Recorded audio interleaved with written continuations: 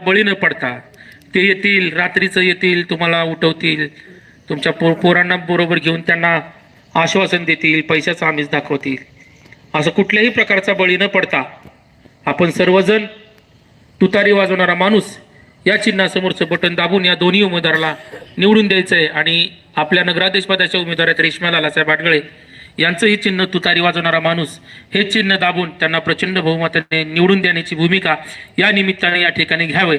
आणि अकलूज नगर परिषदेच्या माध्यमातून शिवतेजसिंह मोहिते पाटील हे त्या ठिकाणी कारभार बघतील आणि शिवबाबांचे हात बळकट करण्यासाठी आपण या दोन्ही उमेदवाराला मोठ्या ताकदीने निवडून द्यावं ही भूमिका या निमित्ताने घ्यावी. आणि मी या ठिकाणी थांबतो. जय हिंद, जय महाराष्ट्र. आणि इथं जे उपेत बहुतेक तुम्हाला सगळ्यांपर्यंत हे दोन्ही मशीन पोचलेत, तुमच्या उमेदवारांनी पोचलेत, तरी पण एक डेमो म्हणून मी आपल्याला या ठिकाणी उदाहरण सांगतोय. आपल्याकडे 2 मशीन असतील, त्यामध्ये विविध पक्षाची चिन्ह असतील, पण आपलं चिन्ह आहे राष्ट्रवादी काँग्रेस पार्टी शरद पवार गटाचे तुतारी वाजवणारा माणूस. तर हे झालं. ही जी मशीन आहे त्यामध्ये एक चिन्ह दिसणार, एकच चिन्ह आहे की तुतारी वाजवणारा माणूस. हे रेश्मा लालासाहेब आडगळे जे आपल्या मोहिते पाटील गटाकडून नगराध्यक्षाचे उमेदवार आहेत त्यांचं बटन आहे. तुम्हाला सांगतो, व्यवस्थित चिन्ह बघायचं आणि त्याच्या समोरचं निळं बटन दाबायचं आणि ते फक्त एकदाच हळू प्रेस करायचं. असं एकदा करायचं आणि सोडून द्यायचं. लाल लाईट लागली की तुमचं नगराध्यक्ष पद पोलिंग झालं. त्यानंतर जी दुसरी मशीन बघायची त्यामध्ये 2 चिन्ह असतात, म्हणजे खालीवरती कुठं नंबरने असते ते चिन्ह बघायचं, आपलंच चिन्ह बघायचं, विशाल प्रकाश मोरेंचं चिन्ह, नम्रताताईंचं चिन्ह बघायचं, ते चिन्ह आहे तुतारी वाजवणारा माणूस. त्याच्या समोरच निळं बटन दाबायचं, प्रेस करायचं, लाल लाईट लागती सोडून द्यायचं. त्यानंतर त्याच खाली कुठं बघायचं आणि तेच आपलं तुतारी वाजवणारा माणूस बटन बघायचं, प्रेस करायचं. तुमची 3 मतं झाली आणि तुम्ही ही मतं पोल केल्यानंतर अकलूजच्या इतिहासातलं नगराध्यक्षांचं नगरसेवकांचं मी त्यावेळेचं पोलिंग केलं म्हणून इतिहास तुमची नोंद नक्की घेईल एवढी विनंती या निमित्तानं करतो. त्यानंतर ॲडव्होकेट अविनाश काले सरांना विनंती की आपण सभेला संबोधित करा.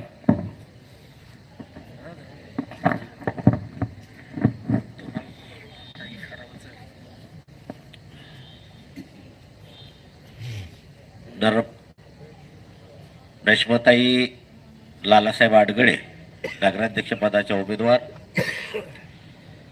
सौ नम्रता राहुल जगताप या नगरसेवक पदासाठी आणि विशाल प्रकाश मोरे हेही नगरसेवक पदासाठी अशा 3 उमेदवाराच्या प्रचारार्थ या ठिकाणी ही सभा होत आहे. खरं तर हा इलाका जो आहे हा संमिश्र आहे आणि बहुतेक लोक हे अतिशय कष्टाळू, श्रमिक आणि गरीब प्रवर्गातील आहेत. मोहिते पाटील यांनी गावाचा विकास केल्यानंतर अलीकडच्या काही वर्षामध्ये हे समतानगर स्थापित झालं. म्हणजे लिंगेच्या ह्याच्या इतर नंतर इकडं वस्तीच नव्हती, परंतु ही वस्ती अफाट वाढली. आम्ही जेव्हा 7वी-10वीला होतो तेव्हा त्या वड्याच्या पलीकडे असे 2-4 कोपटे होते फक्त. समतानगरला ज्याला म्हणतो आपण आज 2-4 कोपी होत्या. परंतु एक 10-20 वर्षाच्या कालावधीमध्ये हे नगर झालं आणि या ठिकाणी अशा जिल्हा परिषद शाळा असतील, छोटे छोटे मेडिकलचे काय त्याला म्हणतो आपण ते बारकं हॉस्पिटल, उपजिल्हा रुग्णालयाच्या इमारती असतील छोट्या छोट्या प्राथमिक, ह्या स्थापित झाल्या, गटारी निर्माण झाल्या. परंतु अकलूज नगरपालिका ही त्या काळात नव्हती आणि ग्रामपंचायत होती. ग्रामपंचायतला मिळणारा जो निधी असतो तो जरा कमी निधी असतो आणि आपली भूक वाढली, लोकसंख्या वाढली की भूक वाढली आणि भूक वाढली म्हणून आपण नगरपालिका आणण्यासाठी 2021 साली आपण 46 दिवस आंदोलन चालवलं. या आंदोलनाची परिणती म्हणून आपल्याला यश मिळालं, नगरपालिका आली. पण नगरपालिका आल्यानंतर 4 वर्ष निवडणूकच झाली नाही आणि त्या 4 वर्षामध्ये बाबा सरपंच नव्हते, हे नीट लक्षात घ्या. मोहिते पाटील या ग्रामपंचायतीवर राज्य करत नव्हते, कोणी करत नव्हता. प्रशासक नावाचा माणूस या भाजपच्या सरकारनं, महाराष्ट्र शासनानं प्रशासक नावाचा माणूस या ठिकाणी बसवला होता. आता मी बघतो विरोधी पक्षाला दाखवायसारखं काय नाही, मग ते काय करायला लागले, इथं कचरा आहे, इथं अमुक आहे, इथं शौचालय बाद आहे, इथं लोकांची कोडी होते, हे दाखवायला चालू केलं. पण त्यांनी हे दाखवलं नाही की 60 कोटीचा निधी आणून आदरणीय रणजितदादांनी आमदार निधीतनं फंड देऊन या ठिकाणी भूमिगत गटाराची पाईपलाईन टाकायला चालू केलेला आहे. हे नाही त्यांनी तुम्हाला सांगितलं. या सगळ्या पाईपलाईन टाकत असताना रस्ते उकडले जाणार आहेत. साधी गोष्ट आहे, जुनं मोडल्याशिवाय नवीन करता येत नाही. तुम्ही जर म्हणला आता दागिने आपण घडवायला जातो, जरा थोडंसं वाढवून घेतो, त्याला जर म्हणलं की बाबा ही माझी जोडवी जरा थोडी भर टाकायची आहे, वाढवायचंय थोडं, आणि माझं पहिलं आहे तसंच ठेव आणि त्याचं वाढव म्हणलं तर तसं वाढवलं. ते तुम्हाला त्याला विरघळावं लागेल, त्याला जुन्याचं नवीन करावं लागेल, हे करावं लागतं. तसं हे रस्ते करत असताना बाबाने सांगितलं, आमदार साहेबांनी सांगितलं की हे रस्ते उकडले जरी गेले तर त्याची काळजी करू नका. एकदा पाईपलाईन वर पडली टाकली की मग मात्र नंतर आपण सगळे रस्ते कॉन्क्रीटचे रस्ते करू, सगळे रस्ते करू. आणि ह्या ज्या गटारे आहेत ना, ह्या गटारीची सुद्धा फिकीर आणि काळजी करायचं कारण आहे, ह्या गटारी सुद्धा बंदिस्त होणार आहेत. कारण बंदिस्त गटारी करण्यासाठी 120 कोटी रुपये मोहिते पाटलांनी खिचून आणलेले आहे. लोक म्हणायला लागले पाणी नाही, पाणी नाही, पाणी नाही, पाणी कमी पडतंय, उन्हाळ्यामध्ये जास्त पाण्याची आपदा होती. का झाली आपदा? सहकार महर्षींनी 1960 साली, आता आहे 2025, म्हणजे 40 आणि 20, 60 आणि 5, 65 वर्षापूर्वी विजुरीचं तळ काढलं. त्यात पाणी किती बसत होतं तर 20 दिवस पुरवले एवढं. पहिली लोकसंख्या किती होती? 6000 लोकसंख्या. त्याला भरपूर पाणी होत होतं. 24 तास आपल्याला पाणी होतं ना. आपण रस्त्यावर मारताना बघितलंय का नाही?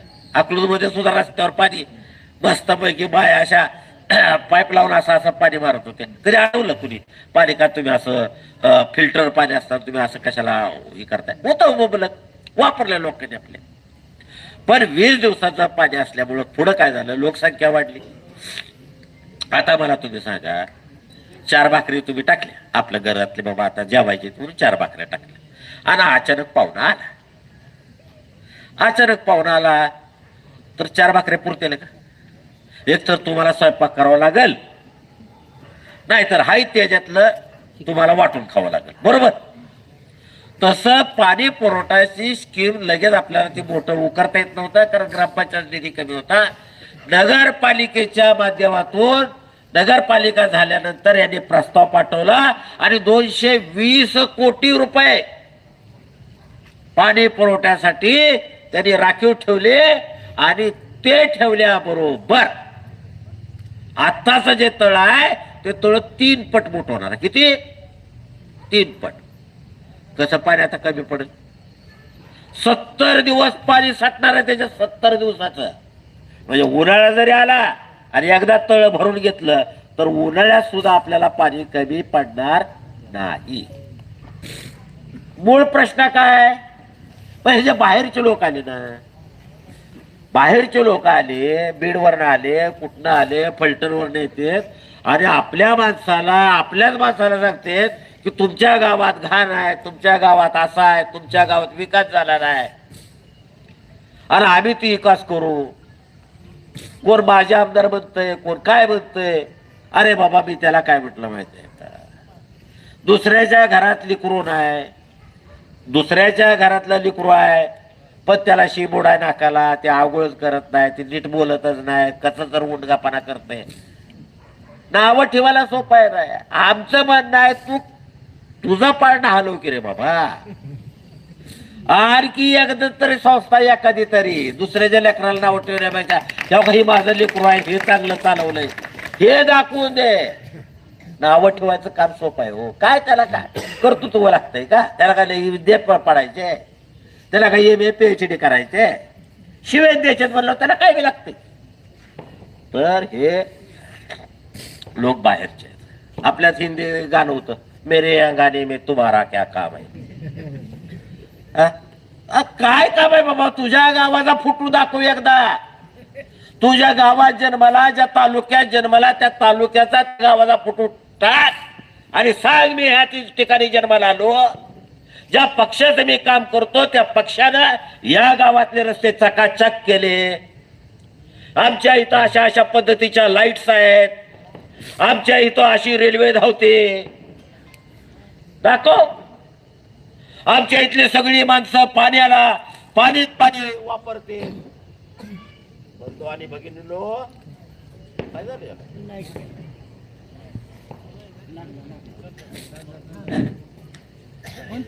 एवढं सगळं असतं तर ह्याच्या घरची माणसं ऊस तोडायला आली असती का? आणि आता सुद्धा ऊस तोडायला त्यांना आपल्याकडेच यावं लागतंय त्या गावातल्या लोकांना. पण स्वतःच सोडायचं आणि दुसऱ्याचं बघायचं. दुसऱ्याच्या डोळ्यातलं मुसाळ दिसतंय यांना बारक बारक, आणि स्वतःच्या डोळ्यातलं मुसाळ दिसत नाही. आणि मग सांगायचं रेशमाताई अडगळे या कमी शिकलेल्या आहेत. अरे कमी कशा शिकलेत रे बाबा? 12वी शिकलेत ना. सहकार महर्षी 7वी शिकलं होतं, कारखाना काढलं. वसंतदादा 4थी शिकलं होतं, राज्य चालवलं. हा, त्या शिक्षणाचा ह्याचा काय संबंध आहे? अरे मालक आहे ना त्याला. निधी कसा खिचून आणायचा हे ठरवायणारी माणसं यांचं बोट धरून ते राज्यकारभार चालवणार आहेत. त्यामुळे तुम्ही आम्ही काय करावं हे आम्ही आपलंच कर म्हणून ठरवू, तुमचं ते काम नाही. आता जाता जाता सांगतो, ते भाषणात सांगतात लाडकी बहीण म्हणून तुम्हाला 1,500 देतोय नाही? देतोय देतोय देतोय देतोय. मग तुम्हाला अर्ध तिकीट आहे का नाही? होय होय होय. आता तुम्हाला सांगतो त्या लाडक्या बहिणीचं आम्ही बी वाट बघतोय की हो. आमची बायकोनं तर रात्रीच उठून अहो म्हणले ती केवायसी करायचं, केवायसी करायचं.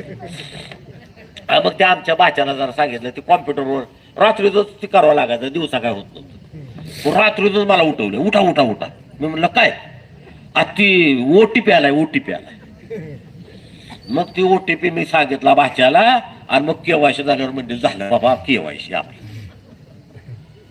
पैसे लागतात आम्हाला. आता माझं वय झालंय 60-62 झाले आता माझं बी. पण नातू बी तू येते ते नाते येते ते, मग त्यातलंच आम्ही आपलं त्या 1,500 आपलं नातीला काहीतरी खर्चायला ह्याला त्याला देत. आम्हाला खेळायला पैसे लागतात, पण लागतात. प्रत्येकाला पैसे असावं लागतं. अर्ध तिकीट होय आम्हाला बी आता पोरगी वाचायला दिली म्हणल्यावर जावं लागते, आम्ही बी जातोय. बायकोचं अर्ध, माझं फुल 1.5 तिकिटात आम्ही जातोय आपल्या वाशीला. हे खरं आहे. पण ती काय फक्त अकलूजच्या नगरपालिकेची निवडणूक म्हणून ती दिलंय का आपल्याला? त्याच्यावर तुम्ही खासदारकीची बी निवडणूक लढवताय, आमदारकीची बी निवडणूक लढवताय, नगरपालिका आली त्याची बी निवडणूक लढवणार, ग्रामपंचायत आली त्याची बी निवडणूक लढवणार, सोसायटीची आली एखादी निवडणूक तर त्याची बी निवडणूक लढवणार. आणि त्याच्यात बी तुम्ही तीच सांगणार. अरे काय लाखा सोंग लावले ती. आणि मग माझं असं म्हणणं आहे की जर ती बंद योजना झाली तर जशी तुमची होईल तशी माझ्या बी बायकोची होणार आहे, सगळ्या राज्याची होणार आहे का? आपल्याच एकट्याची काय बंद होणार नाही. आणि मग जगाचं होईल ते बघायचं होईल, आपल्याला काय द्यायचं. त्याच्यामुळं असल्या खोट्या ह्याला बळी पडायचं नाही. दुसरी गोष्ट, बाबाला वेळ जात होती का? दुसरी गोष्ट, कोण तर म्हणलं तू लय देव देव देव देव फिरवतोय म्हणले बालाजीला इकडं तिकडं तिकडं तिकडं. खरं सांगत आहे तुम्हाला मी, माझा प्रश्न तुम्हाला विचार, हितनं रिक्षात बसायचं म्हणलं त्या ह्याच्यात जायचं म्हणलं तर 60 रुपये लागतात. आपण एसटीने जाणारी माणसं आहे, रिक्षावर सुद्धा लय करून जात नाही. इमान मी तर बाबा खाल्लंच बघितलं. तुम्ही कसं बघितलंय खरं सांग? अजून मी मन जर आलं का नाही मी घरातनं बाहेर येतो लहान पोरावाने आणि ती वरण असं जाताना मला लय बघ वाटत. हा मग प्रश्न असा आहे की एका इमानातल्या एका बाईला तिकीट लागताना 4,000चं कमीत कमी तिकीट लागते. किती? 4. मग तुम्ही 400-500 बाया नेल्या, तुला का तुझा धंदा काय सांग की रे बाबा. पैसे असल्याशिवाय तर तू नेणार नाही. मग धंदा काय तुझा नेमका? अहो इथं मला बाजार भरता भरता माझं नाकीनं वालं मला आम्ही कसं म्हणजे आपण कसं जगतोय आपल्याला माहिती आहे. कोण बचत गट काढतंय, कोण काय करतंय, कोण काय करतंय. कधी कधी लय गरज लागली तर 10% आपण 1,000-2,000 रुपये सुद्धा काढतोय. खरं खरं सांग आपण काय जागीरदाराच्या अवलाद नाही. पण आडत असलं तर पावरत येईल ना. मग ह्याच्याकडं कुठनं आडा आलाय? ही चोऱ्या करते चोऱ्या, ही चोऱ्या करते आणि चोराचं गहू गाडग्यानं मोजायचं असं सगळं चालू आहे. आणि ती कशासाठी करायचं आहे ना, तर ही निवडणूक जिंकायसाठी करायचंय. फसू नका. आपला विशाल आपला आहे, नम्रताताई आपली आहे आणि आपल्या लाला अडगड्यांच्या ज्या रेशमाताई आहेत ना त्या पण आपल्या आहेत. आपल्या गोरगरिबातनं आलेली सगळी माणसं आहे ती, आपल्या जवळची माणसं आहे ती. रात्री इदारचं कधी बी कुठं बी भेटलं तर बाबाला आपल्याला भेटायला येतंय, सांगा येतंय दुखणं. त्या मांडव्याला जायचं का आपण? माझं असं झालं मांडव बीडला, हा पुन्हा बीडला जाईल त्याचं काय सांगा हो. गटुडं बांधून घेऊन आलेला माणूस ती मोहिते पाटलाने पाठ दिला म्हणून बसलाय पाटावर आणि त्या पाटावरून आता उठायचंच नाव घ्या नाही ती. पण त्याला लात घालायची असेल तर तुम्हाला ना मला हे गाव एक संघ ठेवावं लागेल.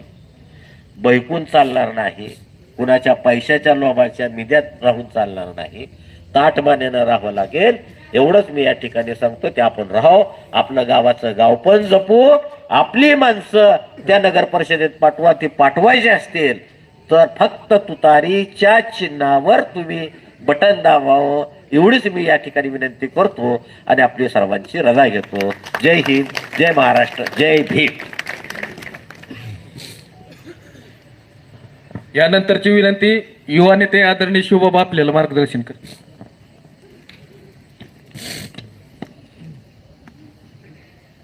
आजच्या आपल्या या कॉर्नर सभेसाठी उपस्थित आपल्या नगराध्यक्ष पदाचे उमेदवार आदरणीय रेश्मा ताई अडगळे त्या थोड्याच वेळात इथे येत आहेत.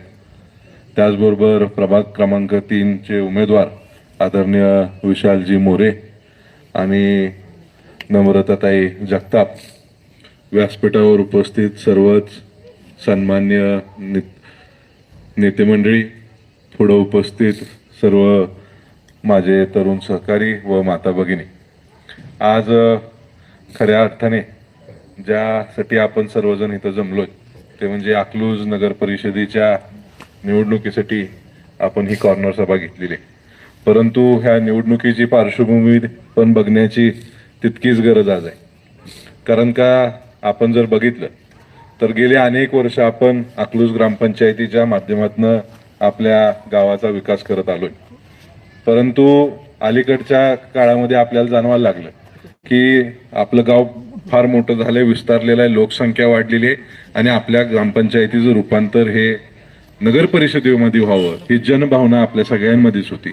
आणि त्या काळी आपण सगळ्यांनी मिळून अकलूजकर म्हणून एक लढा उभा केला आणि जवळपास 43 दिवसाचं साखळी उपोषण केल्यानंतर आपल्याला ह्या ग्रामपंचायतीचं रूपांतर नगर परिषदेमध्ये करण्यामध्ये आपल्याला यश आलं. आणि तेव्हापासून जवळपास 4 वर्षाचा कालावधी उलटलेला आहे. आणि ह्या 4 वर्षामध्ये आपलं ग्रामपंचायतीचं कामकाज किंवा नगर परिषदेचं कामकाज हे प्रशासकीय अधिकाऱ्याच्या मार्फत चालवलं जात होतं. आणि अलीकडे मी काय बघतोय तर आता सगळीकडं हे युट्यूबवाली चॅनल सगळीकडे बाईट घ्यायला फिरतात. अलीकडे सगळ्यांनी म्हणजे जे विरोधी प्रतिस्पर्धी उमेदवार आहेत अलीकडे त्यांच्या बाईट बघितलं की कचऱ्याचं साम्राज्य आहे, घाणीचं साम्राज्य आहे. परंतु ह्या सगळ्या मंडळींना एक लक्षात आलं पाहिजे की ज्या विषय आपण बोलताय तिथं प्रशासकीय अधिकारी होता. शेवटी आम्ही सगळी आपली गावातली मंडळी असेल, तुमच्यासाठी सर्वसामान्य कार्यकर्ता काम करत असेल, त्यांनी जर एखादी तक्रार तिथं नोंदवली तर शेवटी काम करायचं तर त्या सीओने किंवा तिथल्या कर्मचाऱ्याने, आणि त्याच्यावर वचक नसल्यामुळं खऱ्या अर्थाने आज हे 4 वर्षात अडचण आपल्याला निर्माण झालेली आहे. आपल्यापैकी नेते मंडळी जर तिथे गेली असती, तुम्ही हक्काने निवडून दिलेला नगरसेवक जर तिथं बसला असता, तर त्यांनी त्या कर्मचाऱ्याकडनं ते काम करून घेतलं असतं. परंतु ह्या कर्मचाऱ्यांवर दबाव नाही, त्याच्यामुळे ही खरं तर परिस्थिती स्वच्छतेच्या बाबतीत कुठेतरी दिसून येते. उद्या आपण निवडून दिलेले नगरसेवक जातील, मी जाईल, निश्चितप्रमाणे तुम्हाला खात्री देऊ इच्छितो, सगळ्या कर्मचाऱ्यांना जसं ग्रामपंचायतीत शिस्त होती त्याच पद्धतीने आत्ता देखील आपण लावण्याचं काम करणार आहे.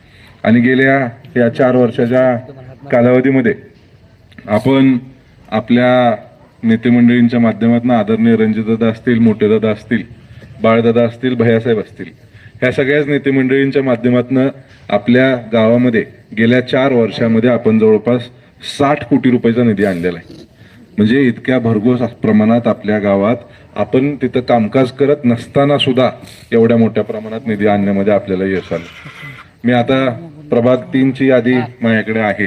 मुद्दाम सर्व नागरिकांना आपल्या प्रभागामध्ये किती कामं झाली हे माहीत असलं पाहिजे, ह्या हेतूने मी ही यादी वाचून दाखवतोय. अक्षय राऊत ते शेख कृष्णप्रिया नगर इथं सिमेंट कॉन्क्रीट रस्ता व गटर बांधण्यासाठी 14 लाख रुपये. महादेव नगर पाणी टाकी ते जुनं म्हाळुंग रोड येथे रस्ता व गटर करण्यासाठी 15 लाख रुपये. अकलूज येथे टेंभुर्णी रस्ता ते समतानगर नवीन म्हाळुंग रस्ता डांबरीकरण करण्याकरता 30 लाख रुपये. पंचवटी येथे रस्ता डांबरीकरण व कॉन्क्रीट बांधण्यासाठी 25 लाख रुपये. रामबाग येथे अंतर्गत रस्ता व गटर बांधण्यासाठी 25 लाख रुपये. समतानगर येथे कॉन्क्रीट रस्ता व गटर बांधण्यासाठी 31 लाख रुपये. रामबाग येथे बंदिस्त गटर बांधण्यासाठी 10 लाख रुपये. रामबाग अंतर्गत रस्ता डांबरीकरण करण्यासाठी जवळपास 55 लाख रुपये. रणजित नगर येथे रस्त्यासाठी 35 लाख रुपये. महादेवनगर येथे कॉन्क्रीट रस्त्यासाठी 12 लाख रुपये. संग्रामसिंह उद्योग समूह अंतर्गत कॉन्क्रीट गटर बांधण्यासाठी 13 लाख रुपये. सलीम सय्यद बायपास रोड ते लाकूड मार्केट येथं रस्ता करण्याकरिता 25 लाख रुपये. त्याचबरोबर संग्रामसिंह उद्योग समूह इथल्या HT लाईनचं अंडरग्राऊंड करण्यासाठी 4 लाख रुपये. आणि लिंगायत मशानभूमी देखील आपल्या या प्रभागात येते, त्या लिंगायत मशानभूमीतील रस्ते व सुधारण्याकरता जवळपास 30 लाख रुपये. असा एका प्रभागामध्ये जवळपास 3,27,00,000 इतका भरघोस निधी आपल्या नेते मंडळींच्या माध्यमातून आपण गेल्या 4 वर्षामध्ये आणलेला आहे. आणि अकलूज ग्रामपंचायत असताना सगळ्यात जी मोठी अडचण आपल्याला जाणवत होती की आपल्याला पाण्याची साठवण क्षमता कमी पडायला लागलेली. जुन्या काळात 1970च्या दशकामध्ये सहकार मंत्री शंकरराव मोहिते पाटील साहेबांनी ही जुनी पाणी पुरवठा योजना मंजूर केली आणि तेव्हाची लोकसंख्या किती होती, त्याच्यानंतर आपल्या गावामध्ये किती भरघोस प्रमाणात विकास झालाय, शिक्षण संस्था उभारल्या, मेडिकल हब उभारले आणि त्याच्यामुळं आपल्या गावात बाहेरगावची लोक देखील येऊन स्थायिक झाली. त्यामुळे आज आपल्या गावाची लोकसंख्या जवळपास 45,000 इतकी झालेली आहे. मग एवढ्या मोठ्या लोकसंख्येला निश्चितप्रमाणे ते पाणी कमी पडत होतं. त्याच्यासाठी म्हणून आपण शासनाच्या माध्यमातून जवळपास 212 कोटी रुपयाची नवीन पाणी पुरवठा योजना मंजूर करून आणली. आणि ह्या पाणी पुरवठा योजनेचं वैशिष्ट्यपूर्ण काम आपण असं केलेलं आहे की 77 मैलापासून आपण 10.5 किलोमीटरची बंदिस्त नलिका घेतलेली आहे. म्हणजे जे जुन्या काळामध्ये पाण्याचे लॉसेस होते ते जेव्हा तळ भरायला जायचो 3 दिवस लागायचं तळ भरायला, आता आपलं ते एका दिवसात भरून होणार आहे. आणि जे पाण्याचा लॉस होत होता तो देखील होणार नाही. आणि आपलं विजोरोची जे तळं होतं तिथं आधी आपलं ते तळं होतं 225 MLDचं.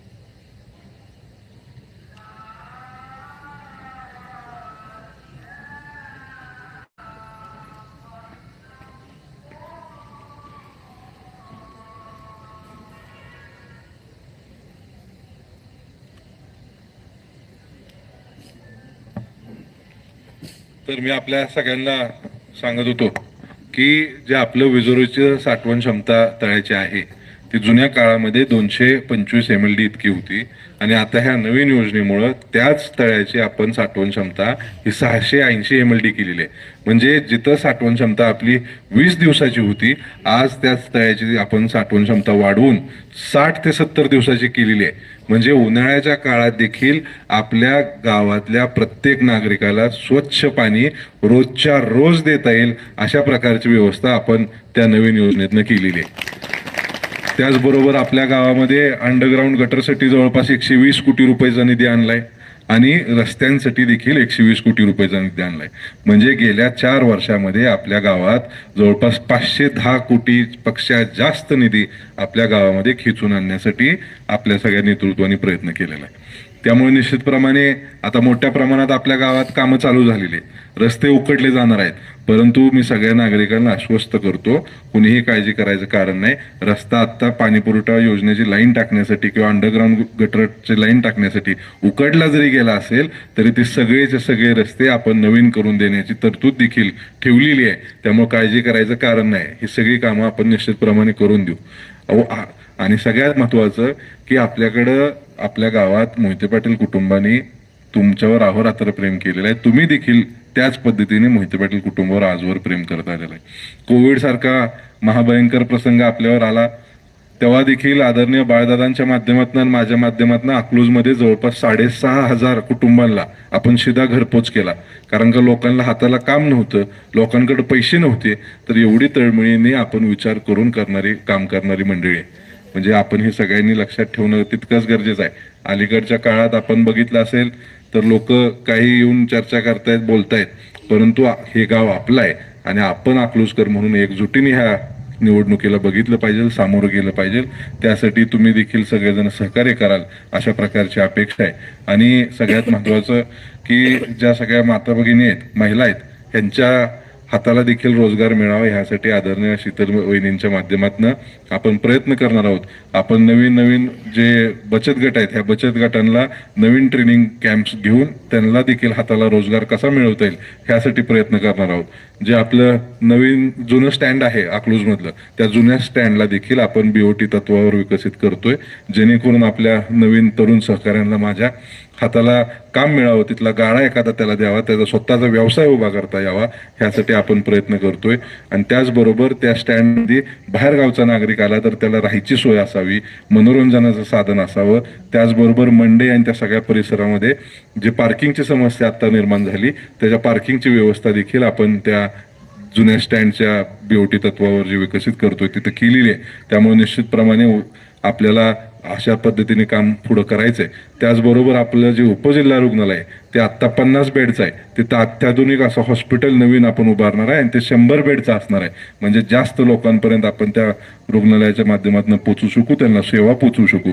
अशा प्रकारचा विचार घेऊन आपण सगळेजण पुढे जातो. अलीकडे काय मंडळी येईल, भूलथापा मारेल, तर माझी आपल्या सगळ्यांना विनंती आहे कुणी सुद्धा ह्या सगळ्या गोष्टींना बळी पडू नये. आपण आजवर आदरणीय विजयदादांच्या विचारांवर चाललेली मंडळी आहे. यंदा देखील आपण आपल्या विजयदादांच्या सर्व उमेदवारांना भरघोस मतांनी निवडून द्यावं अशाच प्रकारची अपेक्षा आपल्या सगळ्यांकडनं व्यक्त करतो. आपल्या नगराध्यक्ष पदाचे उमेदवार आदरणीय रेश्माताई अडगळे आहेत, त्यांचं चिन्ह आहे तुतारी वाजवणारा माणूस.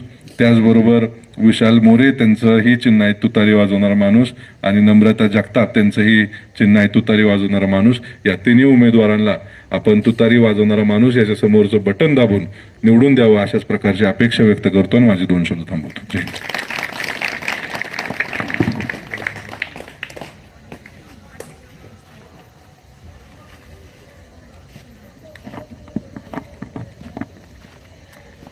नमस्कार, मी रेश्मा लालासाहेब अडगळे आणि आपल्या प्रभागातले 2 उमेदवार मोरेजी आणि नम्रताताई आम्ही निमित्त आहे. आपला पॅनल तर विजयदादा आहे, उमेदवार विजयदादाच आहेत आणि आशा करते की आपल्या विजयदादाला आपण निवडून द्यावं. तुम्ही तुमचं लाख मोलाचं मत द्यावं आणि आम्ही निमित्त आणि विजयदादाचा हात बळकट करावं एवढंच विनंती करते. धन्यवाद. मोठं.